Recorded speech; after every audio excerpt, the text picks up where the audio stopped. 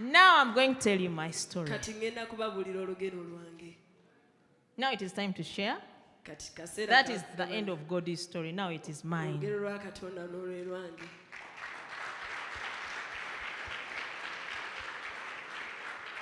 The Lord this time told me, he asked me to share my story.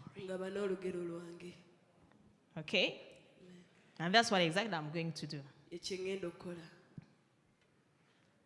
I can see everyone is alert. You're pushing me to a corner of tension. But I'll share exactly what happened. It was in the year 2019.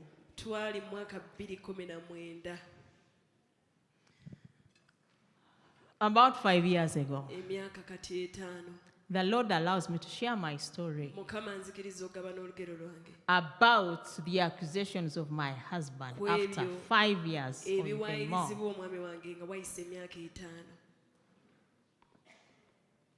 In 2019, 2018, and I think then 2017, 2016, we are very busy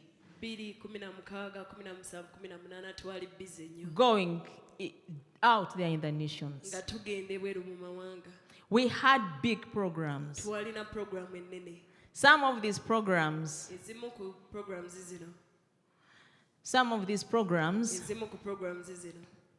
we are given appointments. Invitations, I should say. 2 years before, and we had to meet them. Okay? And we are not home most times. The ministry had given it to the pastors who had left home. There was Pastor Farida. There was a pastor who had lost his ministry. His ministry had closed down in Nairobi. And because we are kind people, he had come back to Uganda. We just all told him, come here while you sort yourself out. He came with his wife. Then there was another pastor, some other lady who had been ordained pastor. So we had 4 pastors on ground. The other pastor, this one with his wife, our resident pastor now. 4 pastors on ground. But the resident pastor was very new that time.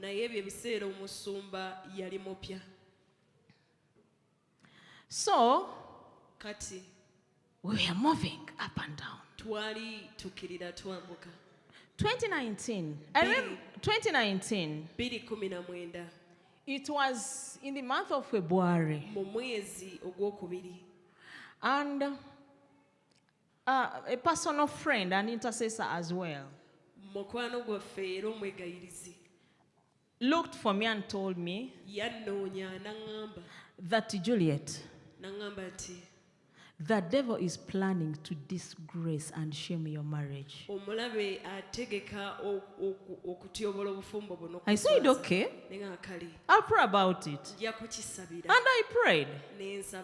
But because I was very busy, I could pray anytime. At that time, I remembered.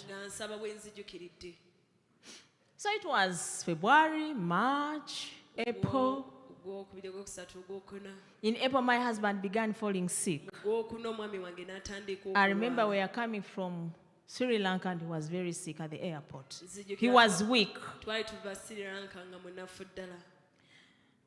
And we had one more mission to do in May. It was in Asia. We wanted to cancel it. But I remember before end of 2018, before 2019 came in, it was in December. And we had a fast for the church, that 40 days fast here in church. And while we were fasting. No. It was a personal fast. The other one had ended. Now this was his personal fast. 40 days. The Lord told him, it's not your fast that I want. I want you. Stop all what you're doing and come before me.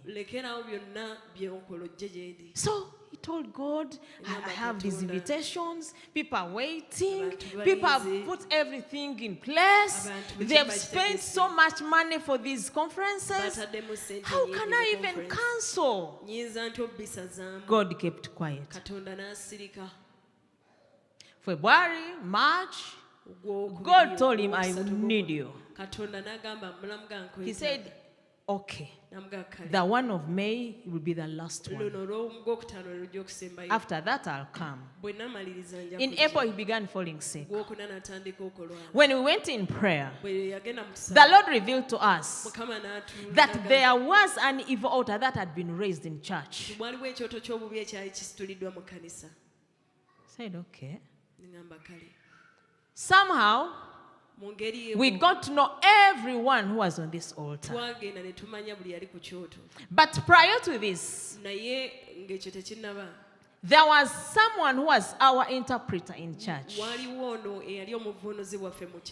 Some young, he was the interpreter that time. And we had spotted him in a lot of things in the spirit. And the most big thing that he was doing is that he was in adultery. My husband warned him several times. And told him, I see you, your walk with God is not right. Put your life right. And he could smile and say nothing. And God sent some people who were also my friends to talk to him. They were not church members, but from where they were, they saw him. And he said, no, the immoral, that's the spiritual. He said that the adultery that God is talking about is this spiritual adultery.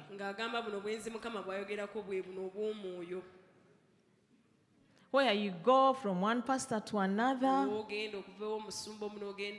But then I kept interceding for this man. And one time, something happened. We could see girls leaving church and we didn't know why. But you know, as you know them, they know their things. He was on the pulpit promising marriage to this one, that one. Then he says, we must sleep, you know, because we are going to get married. So we kept saying, something is wrong. And we knew what was wrong. But we had never gotten any chance to get this person red-handed. I could talk to him, but I had not gotten something that I can stand on. And so the worship team was getting empty. You could ask someone left, what happened?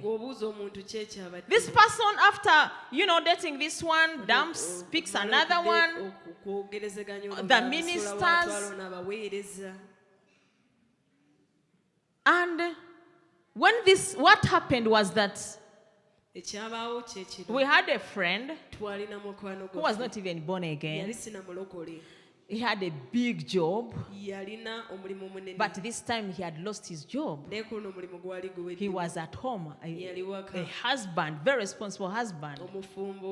So he started coming to church. But this man was busy dating his daughter. So the daughter got pregnant. This friend of ours one time comes looking for me at home. We had just come back from one of the nations. And this time, we are building this new church. We are about to open the church, to launch it. So when he came here, Pastor was very busy. He had my number. He decided to call. I told him, come home. So he brought this before me. My daughter is pregnant. The father, the person who did this, is your interpreter. I was shocked. I was shocked. Because I've taken time on this man, his life, his personal life, his financial life, you know, everything concerning him, his mother when she's sick, his family. Said, wow, how are we going to handle this now? When my husband came home, I told him. But then I did not get so surprised because I had seen things in the spirit.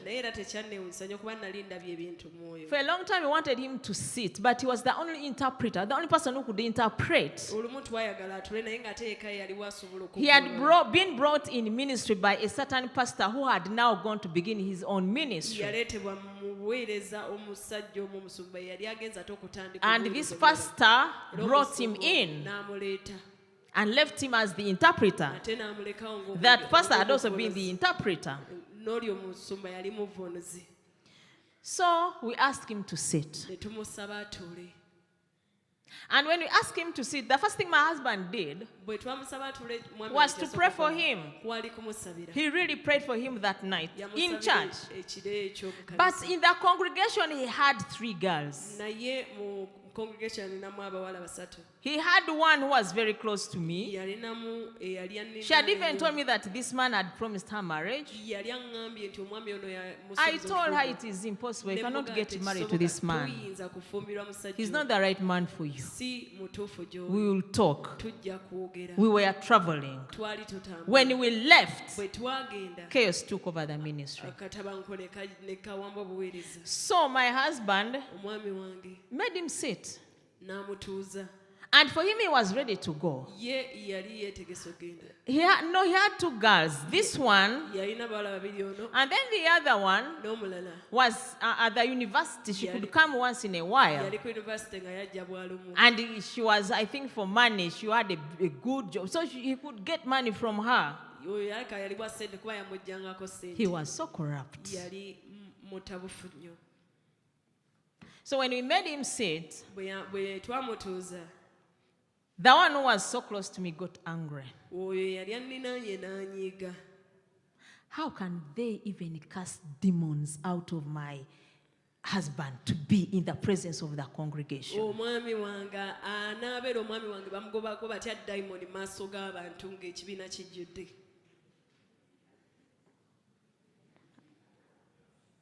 Now I'm going to revenge. I'm going to revenge. They made their altar. They began praying for James to die. They made agreements, which we saw. They made their covenants. They could meet and pray.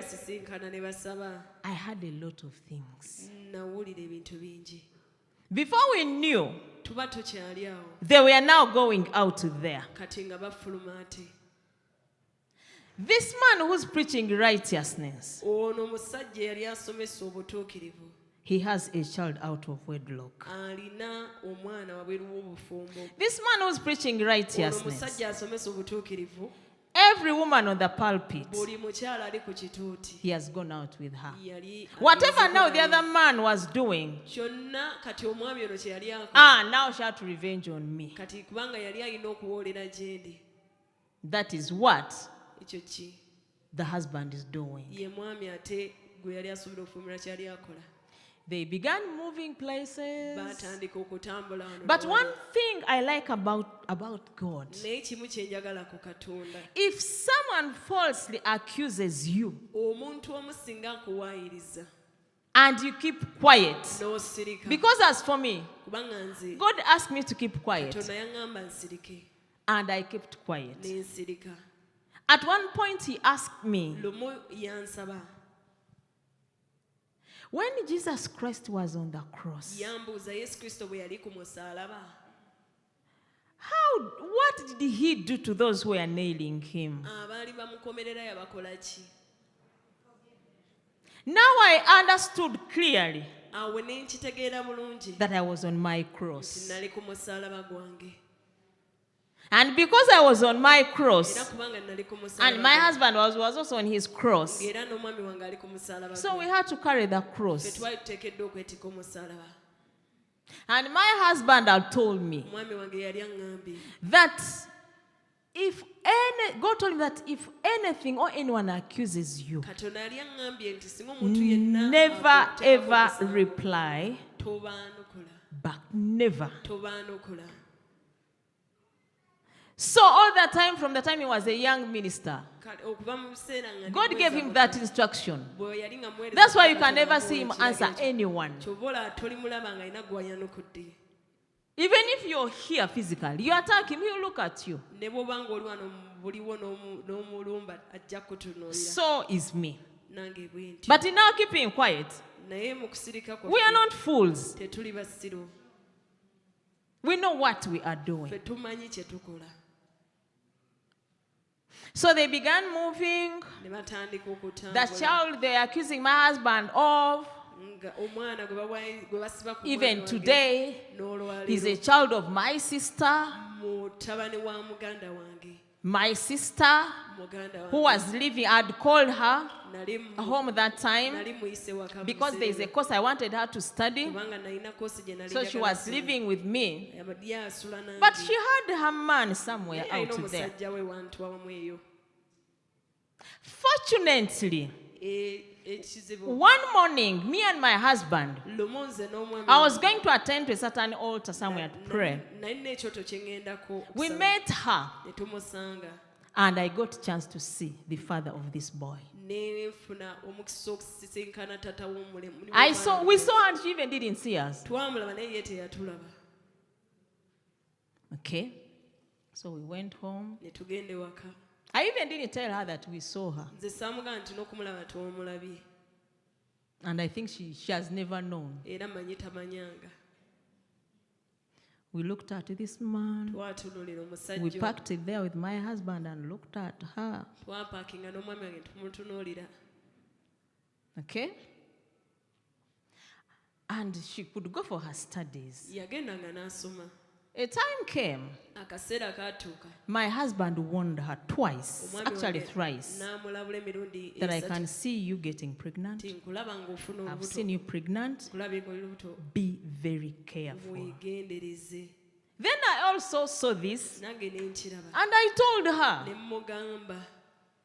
Okay? So the last time we warned her,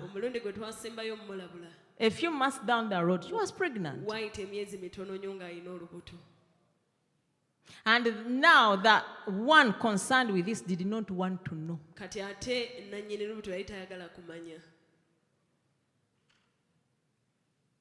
And I couldn't throw her out.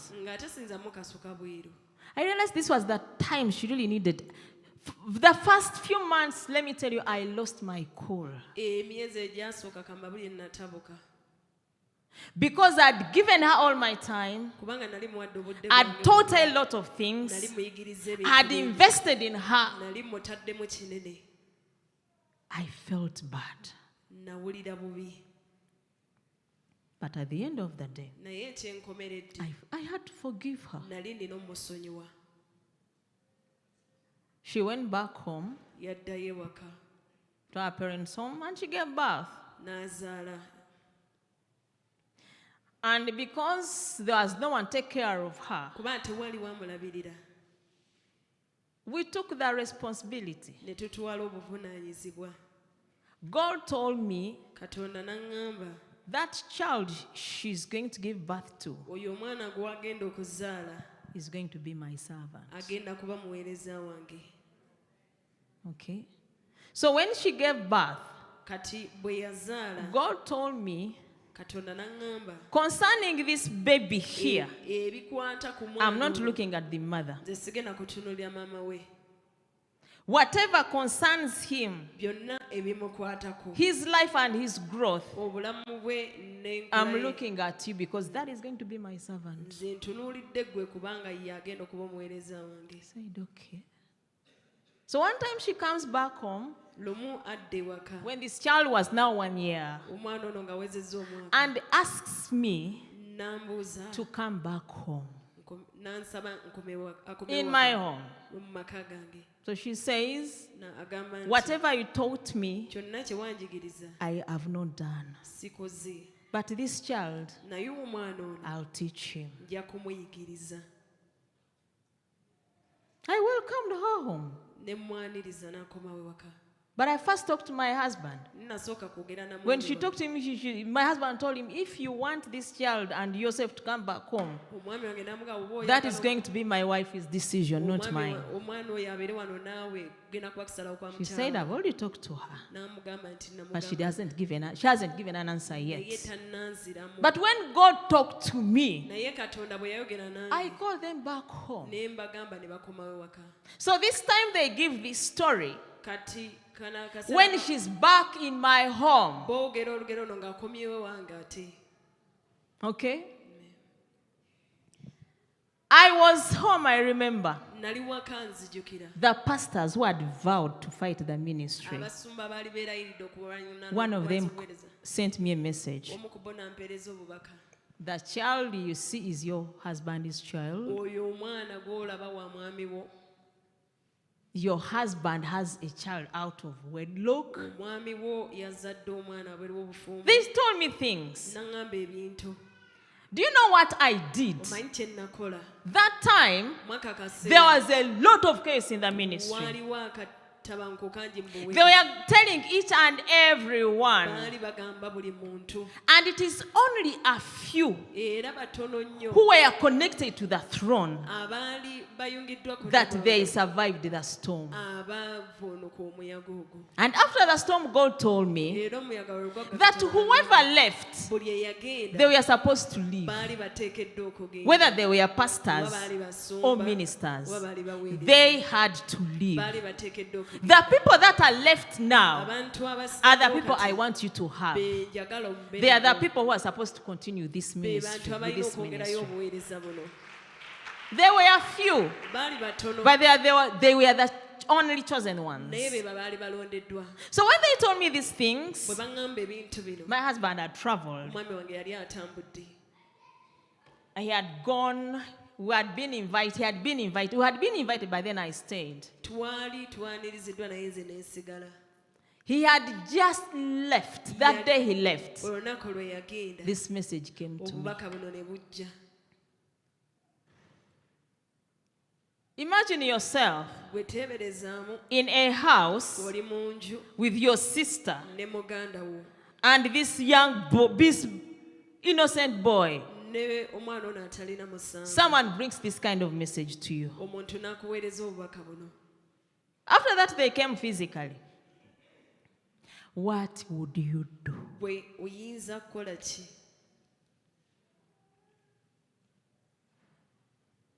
At first, it hit me really hard. I sat on the dining table. I looked at the boy. My sister was busy cooking. I looked at her.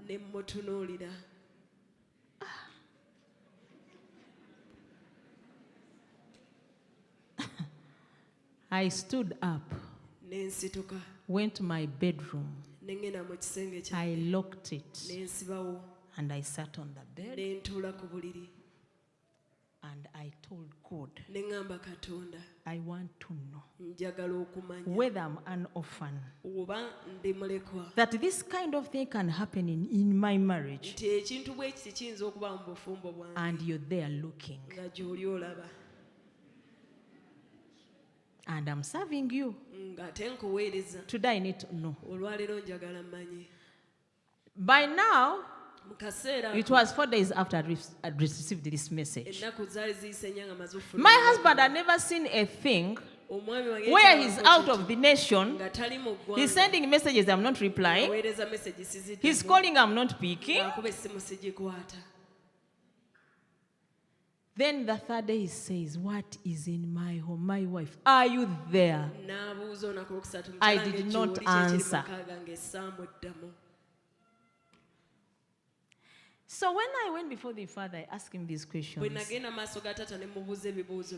carried that. Did I tell you that we had seen the father of this boy?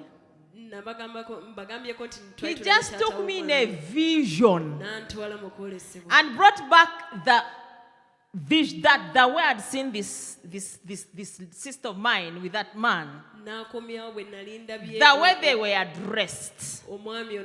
He just carried it to me and he gave it to me and told me, my daughter, that is the father of that man. He told me, your husband is very innocent.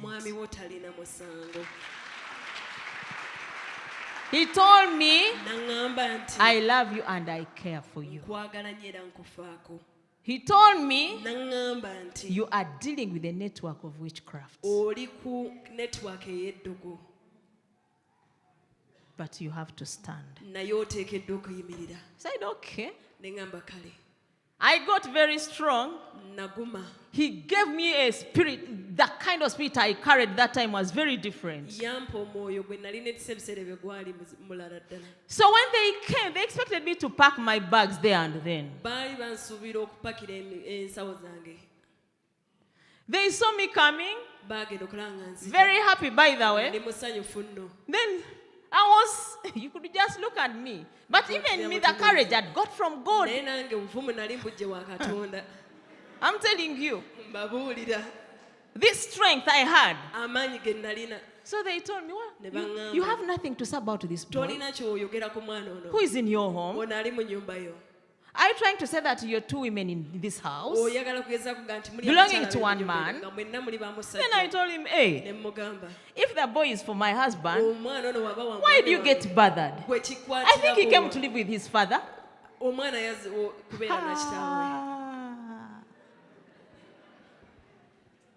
I told him if he came to, let him live with his father. There's nothing wrong with a child living with his father. Now I was very strong.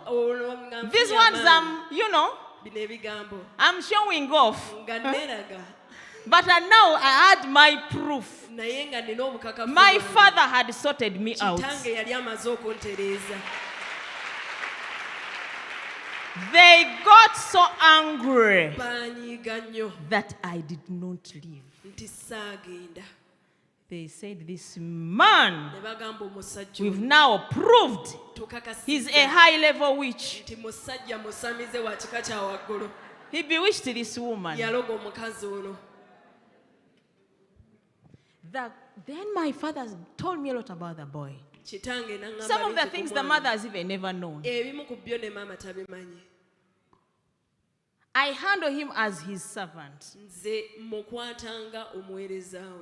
I handle him as the Lord's servant. And I respect him young as he's the Lord's servant. That I want him to be straight. I never want him to go. No. So they began telling that if that was not enough, they looked for every pastor we know. Every pastor we had introduced them to tell them about my husband. How he's immoral, how he has children, what. Before I knew, they were saying, we used to go to the west, Mbarara there, Kasese. But we also got proof. He has a child in Mbarara. He also has another one in Kasese. Then I said, but on those missions I've been there. Maybe that child came, I don't know how. Maybe through the air. But when we go for a mission, my husband is with me. After that we leave. He has not talked to anyone except our host. Then I told them, hey, it is okay. Those children, my husband will look after them. Don't worry. They got so angry. Okay? The battle went on and it was very severe. The ministry split. They told everyone they could wait at the gates. You cannot enter that church. You have to leave this church. Because the pastor there and his wife, they are witches. And the man is very immoral. A lot of words went on. And with all these things happening, God told me to keep quiet.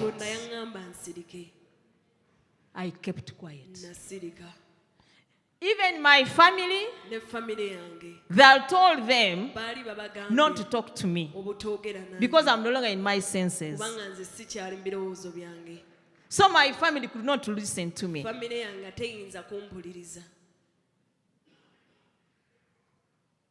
My husband now fell sick. He just wanted to die. He said, I cannot stand this kind of shame when I'm innocent. He fell sick. A lot of things happened. God told me that it's because when I called you people, you did not come. I wanted to show you all these things. He told him. I took him to hospital. He was admitted. I stood there in hospital alone. I attended to him. I looked after him. I came back home, carried a few things, went to hospital. I could stay awake day and night. He was so fearful. He was worried. And at this moment, one time he had a problem with ulcers. The ulcers also struck. It was a terrible moment for me. I say to myself, I'm going to treat my husband in hospital and I'll give him back to his people when he's alive, when he's well. Because when I met him, his people gave him to me when he's alive and well. They don't give me a sick man. Fortunately, he recovered. We went back home. He had to stabilize now. His spirit was low. But I remained on the altar. I remained on the altar. And on this altar, God could show me what is to happen, what was ahead of us. What was ahead of us is you here. God was showing me a lot of things.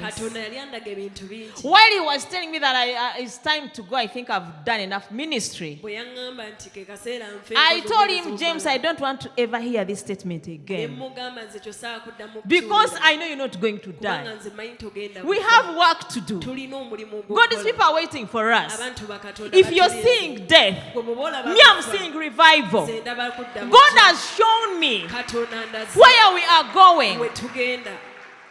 I told him, you're not keeping. I don't want to hear this. In fact, you're defiling my environment. I've created the spiritual environment in this home. We have pain around us. But I'm not going to succumb to pain. We are going through a lot as a couple. But I'm not going to focus on anything except what God has told me and showed me. The rest I don't want to know.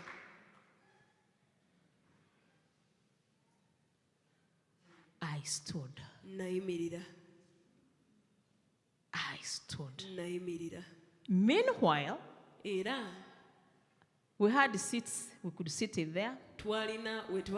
Someone could come, some people could come and sit there. Wife and husband seeing themselves sit there.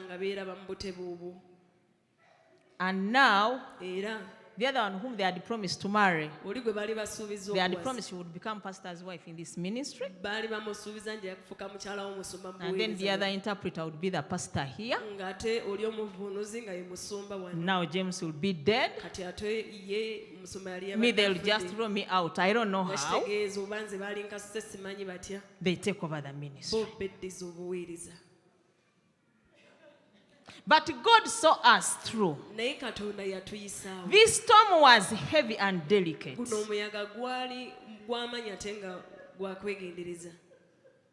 The father of this child came home to see my parents. But because they were also very angry, he did not get a chance to talk to them. And they didn't know that it was now this man who had come to tell them, I'm the father of this child.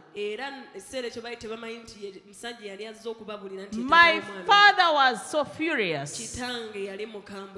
So the man left. And the only person to be looked at as the father of this child maybe was my husband. But my mother says, this man came home and I saw him. I remember the picture of this man very well. Tall, stout, like his son.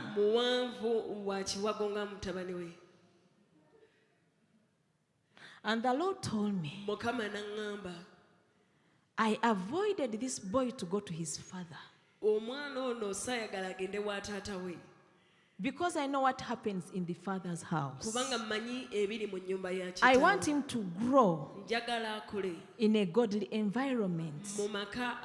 I want him to know me because he's my servant. Pastor's wife, how would you handle such a situation if it were you? And up to today, I love this boy. I've gone through a lot because of him. Spiritually, attacks, physical and spiritual. And I don't care because I know he's the Lord's servant. So whoever wants to fight us, what they do is to look for these people and use them to come and give a testimony so that we can calm down. Today, we have servants of God who are so angry with us. We've never done anything to them. We mind our own things. We only do the programs God has told us. We are led by the Spirit of God. And when they wanted to open up a church in one of the nations we go to, they sat and said, this man is very famous in this nation. We cannot open up a ministry here. The only way we can do it is to ashame him. People leave him. Then for us we'll open up our ministry.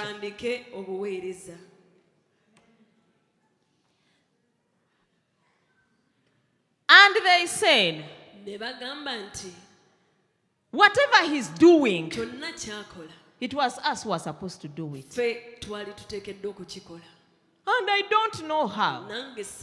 Because as far as I know, every person God creates and sends on earth, he has an assignment. Everyone God sends on earth, he has work to do on earth. I sit down and ask myself, how can I steal your calling? How? The TV station he has, it was supposed to be ours. They stole it in the spirit.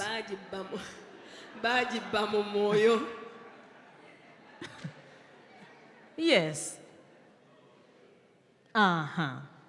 I'm talking of people of the kingdom of God. Even witches don't do such things.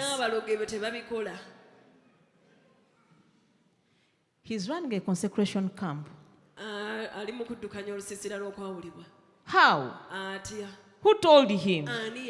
In fact, that was supposed to be also ours.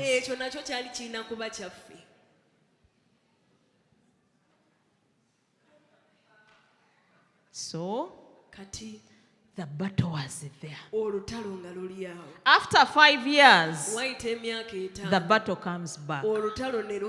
This time at another level.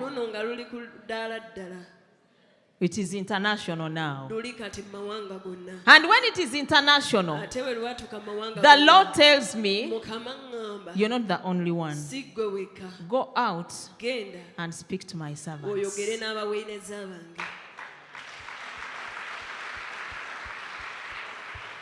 The Lord tells me, many of my servants are hidden. But then it is very sad when a servant of God is going through this kind of storm and you, the wife, would have supported him. You join the team that wants to destroy him. You might not be a pastor's wife, but you might be someone's wife. Maybe a businessman running business. And the people fighting him are his fellow businessmen. The competitors.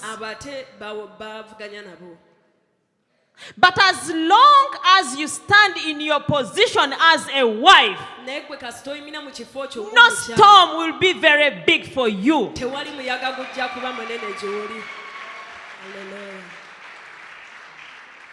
had meetings how to destroy us. There are even people here who go to meet them to destroy us. But like the Father said, that if I planted you, I'll cause you to sprout. We will sprout. You will sprout. I don't know what your storm is, but it is not time to give up. It is not time to give up. Why should you even give up? Let me tell you, Daniel did not give up. When he was going through a test of false accusations, Daniel did not give up. When he was thrown in the den, he did not fear the den. He faced the den of lions squarely, and he had to come out of the den victoriously. I don't know which den you are in today, but as long as you keep standing in your righteousness and holiness, on your altar and walking right with God, your God will take you through that den. When I look at Shadrach and Abednego, it was time for King Nebuchadnezzar to know about their God. They did not run away from the furnace. It was made hotter 7 times. They said, as long as he's God, we are not going to worship your idol. Our God, we know he's able to save us. But even if he doesn't, it is okay. They are allowed to be thrown in the furnace. And they came out victoriously. It was a time for Nebuchadnezzar to see another God. A God who stands with you when you're in the fire. A God who stands with you when it is burning all around you. He did not give up on them. I don't know what furnace you're in, but as long as the Lord planted you, you are going to sprout. Hallelujah. Children of God, why do you always run away from storms? Why do you deny our God the testimony? If Daniel refused, then would this God we worship be declared to be worshipped in all of that province, in all that empire? When is our God to be worshipped in the empire of the non-believers? When we are running away from storms and testimonies and tests. When? When? Why do you deny our God a testimony? Because you fear to be talked about. Let me tell you, as for me, they've said a lot of things. There are those people who seem to know me better than any other thing. There are people who have got wrong visions about me because they are led by the spirit of deception. And I don't care. I don't care. One thing I know, I have a God who called me, and that is it. I just gave myself over to him. Let us walk the journey. This God I'm talking about knows you better than any other person. Better than your husband. Better than your mother. Why don't you throw yourself in the hands of the Lord? I didn't see Jesus run away from the cross. If he ran away, would you be saved today? Would he have gotten you? Allow to carry your cross. Some crosses are very heavy. We have different crosses to carry because we have different callings and different destinies. My destiny, not your destiny. Maybe I can manage your cross. Maybe I can manage my own cross, which is very big. But I cannot manage yours, which is small. The grace I have is for my cross.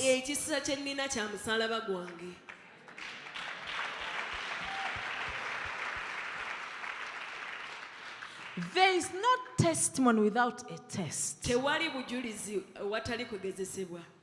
is no glory. There is no crown without a cross. Children of God, who told you that things are just smooth and on a silver plate with Jesus Christ? The apostles, I didn't see them run away. Even Paul, when they told him you're going to Jerusalem to be whipped, he said, let me go. Paul, who was not with Jesus Christ, he accepted to carry his cross. And that's why today we see him a very powerful man in the Bible. He wrote so many books in the Bible, even more than the apostles.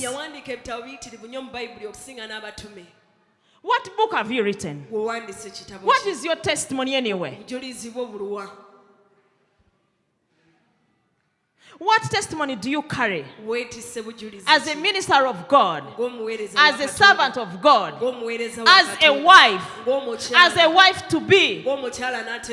Before you are married, haven't you slept around with men who lie to you that they are going to marry you? Have you kept the glory? Have you kept the glory for your God and waited on him so that he can bring the right man? When everyone is asking you, where is the husband? Where is the man? Don't run away from it. Face it. You'll cross the road. You'll cross the bridge.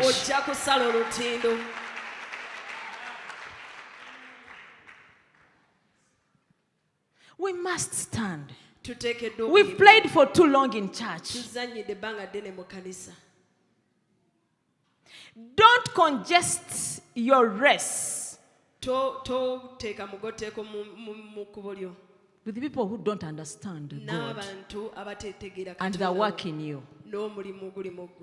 Ask God to separate you from everyone who is not supposed to be in your race. Congest your race with the right people. Let always pray God to join you with the right people. There are people who are with you and they even seem to be with you. They appear like they are running the race with you. They appear like they are supporting your vision, but their mission is to destroy you.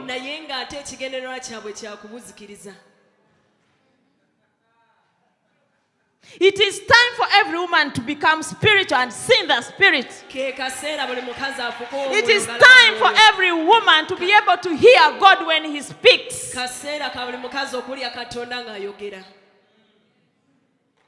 When God tells you that man is not your husband, however handsome he may be, walk away. We are in an era where young men promising ministers of God, the devil is trapping them with wrong women, destiny killers. Destiny killers. Pray for your children to get married to the right women, to get married to the right men. Raise altars for your children. Raise altars for your children. Raise altars for your husbands. Raise altars for your husbands. And even you husbands, when we are raising altars for you, stand by our side. Don't be very complicated. Don't be funny. It is always that she's supposed to be at the altar. But even when I pray, when you get money, you hide it. I'm fasting for us to get money. When you get it, it is yours.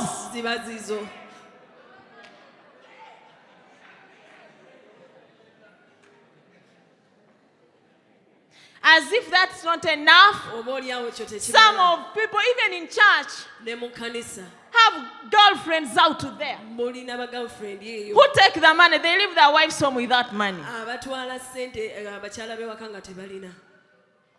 Men, learn to understand women who come around you. Especially if you are married, even when you're not married. Test every woman who comes around you. Many of them are destiny killers. Some of them have come to destroy marriages. There is nothing bad on planet Earth as a man getting another wife when he's married. Because every marriage has a destiny, every marriage has a calling, every marriage has a blessing.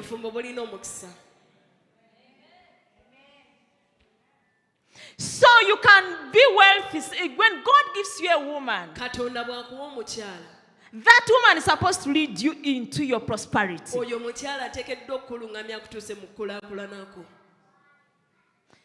Into your spiritual prosperity, financial prosperity, any kind of blessing.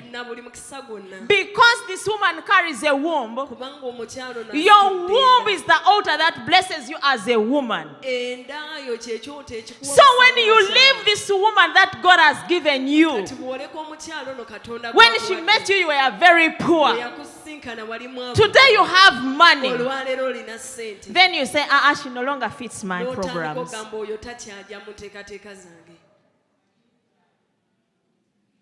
I need a very young one. You are cursing yourself. Okay, you might not get another woman. But even if you're just tempted, you're defiling your marriage. Husbands, don't allow your wives to drop their tears on the floor. It is a very big curse you can never get out of. Make your wives happy. Open up to them. Because they are the ones God has signed to be on the altar for you.